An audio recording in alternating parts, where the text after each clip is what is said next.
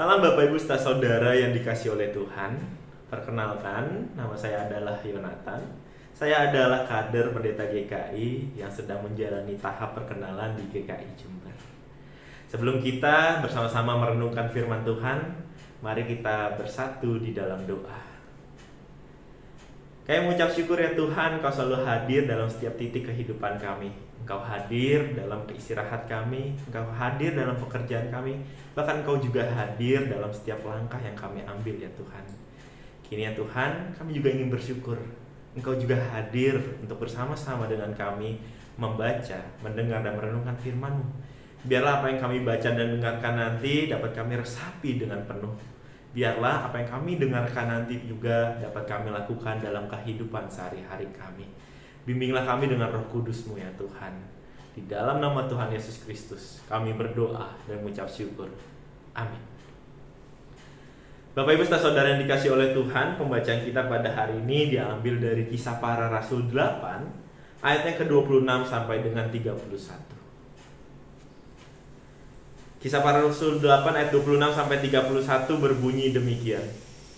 Kemudian berkatalah seorang malaikat Tuhan kepada Filipus, "Bangkitlah dan berangkatlah ke sebelah selatan menurut jalan yang turun dari Yerusalem ke Gaza.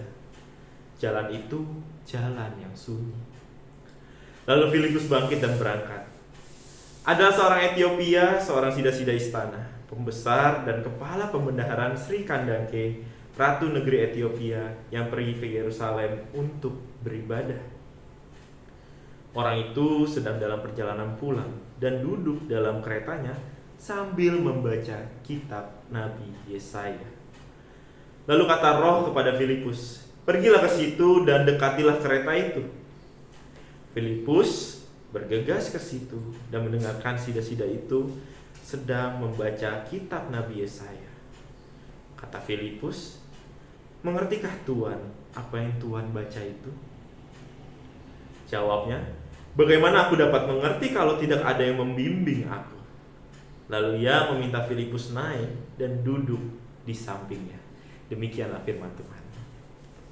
Bapak Ibu saudara yang dikasihi oleh Tuhan, kalau saya menawarkan secara gratis dan secara cuma-cuma, Bapak Ibu lebih memilih saya memberikan Rp5.000 atau Rp50.000?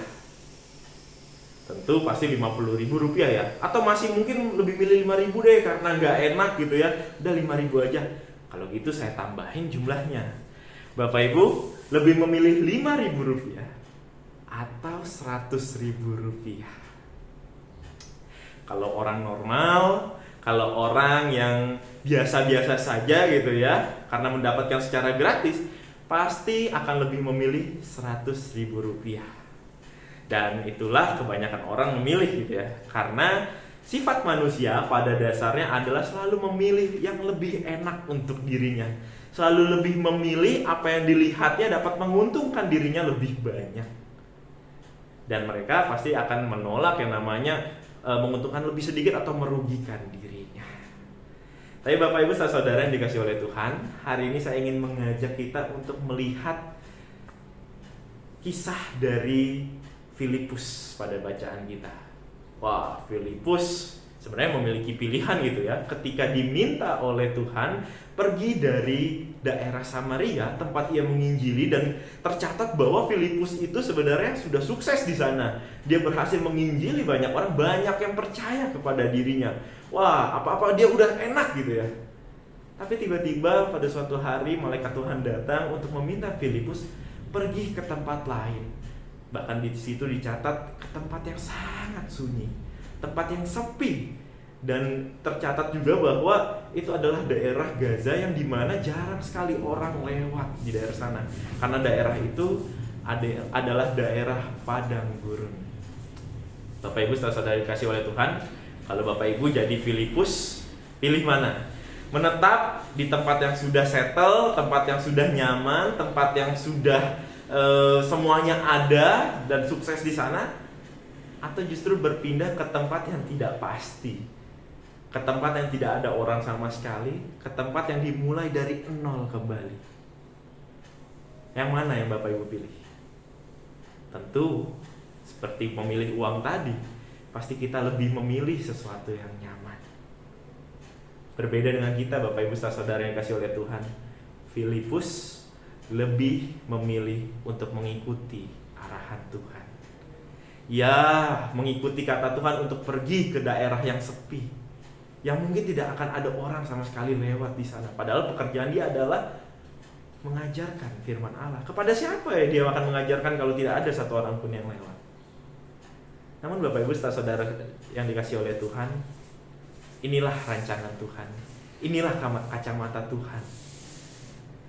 Memang kalau secara sekilas kita nggak mungkin percaya bahwa akan ada orang yang lewat di sana.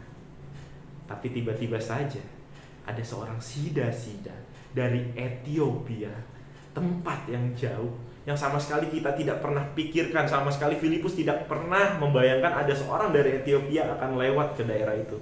Dan hebatnya orang itu sedang membaca kitab Nabi Yesaya. Disitulah Filipus dapat berkarya. Disitulah Filipus memiliki peran yang sangat penting. Disitulah Filipus dapat menjalankan karya dan tugas Allah, yaitu memberitakan Injil kepada orang Ethiopia yang tidak mengerti sama sekali. Bapak Ibu saudara yang kasih oleh Tuhan, dari kisah Filipus kita dapat belajar. Seringkali dalam kehidupan kita melihat dengan kacamata kita sendiri. Kita selalu melihat sesuatu dari segi keuntungan untuk diri kita sendiri saja. Tapi Filipus dan kisah para rasul dan Tuhan hari ini ingin mengatakan kepada kita bahwa biasakanlah untuk melihat dari kacamata Allah. Biasakanlah kita melihat segala sesuatu, segala pilihan menurut firman yang kita pelajari setiap harinya. Dengan demikian, apa yang akan terjadi dalam langkah kita, apa yang akan terjadi dalam keseharian kita, itu semua sesuai dengan apa yang Tuhan inginkan dalam hidup kita. Kalau tadi saya kembali menawarkan gitu ya, mau 5.000 atau 50.000, saya lebih memilih 5.000. Bukan karena saya sombong, maunya yang dikit aja, yang gede nggak mau. Bukan. Tapi ternyata 5.000 ini adalah uang asli, sedangkan 50.000 ini adalah uang palsu. Begitulah Tuhan melihat dalam hidup kita. Kita mungkin hanya melihat dari satu sisi, tapi Tuhan melihat dari berbagai sisi, dari depan, belakang, samping, atas, bawah, dari seluruh aspek hidup kita. Tuhan sudah mempertimbangkannya kepada diri kita. Untuk itu Bapak Ibu saudara dikasih oleh Tuhan, jangan pernah meragukan kacamata Allah. Jangan pernah kita hanya melihat melalui kacamata pribadi yang hanya ingin menguntungkan diri kita sendiri, tapi tidak tahu ke depannya apa yang akan kita rasakan dan kita terjadi dalam diri kita. Pakailah kacamata Allah dalam melakukan segala sesuatu dan menentukan pilihan. Biarlah Allah yang berkarya dalam dirimu, dan biarlah Allah juga yang menuntun tiap langkah.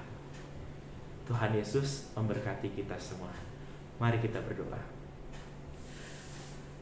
Allah Bapa yang bertahta di kerajaan surga, hari ini kami teringat bahwa diri kami adalah manusia yang terbatas.